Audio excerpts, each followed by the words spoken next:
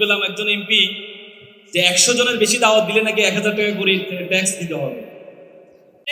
কারণ আমি আসার সময় মোবাইলে দেখতে পেলাম একজন এমপি যে 100 জনের বেশি দাওয়াত দিলে নাকি 1000 টাকা করে ট্যাক্স দিতে হবে।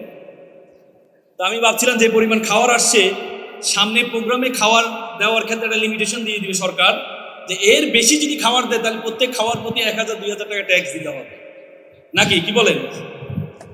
যাক, যদিও ওনারা খাবারগুলো ওনাদেরকে ভালোবেসে সংগঠন, যেহেতু একটা সামাজিক সংগঠনকে ভালোবেসে বিভিন্ন জন স্পন্সর করেছে, এই জন্য ওনারা খাবারগুলো দিয়েছেন, মেহমানদারি করেছেন এটা নিয়ে। কিন্তু সবচেয়ে বেশি কষ্ট করছে, আমরা তো চেয়ারে বসে আছি খুব আরাম করে, আমাদের ভাইরা যারা মিডিয়া ভাইরা ক্যামেরা নিয়ে দাঁড়িয়ে আছে, যারা এই এক চেয়ারে 2 জন বসে আছে, তারা সবচেয়ে বেশি কষ্ট করছে। আপ পয়েন্টটা আমাদেরকে না করে তাদেরকে করলে মনে হয় সবচেয়ে বেশি ভালো হলো।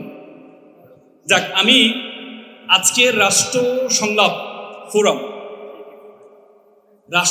ফোরাম যে চমৎকার আয়োজন করেছে, এবং সামনে দেখতে পাচ্ছি লেখা আছে যে শহীদ হাদি ওসমান হাদির বিচার চায়।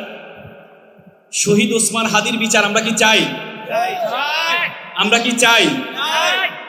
রামিসা হত্যা নিয়ে যেভাবে গণ আন্দোলন শুরু হয়েছিল, এই গণ আন্দোলনের মুখে আমাদের সরকার প্রধান বলতে বাধ্য হয়েছেন 1 মাসের মধ্যে উনি ফাঁসি কার্যকর করবেন।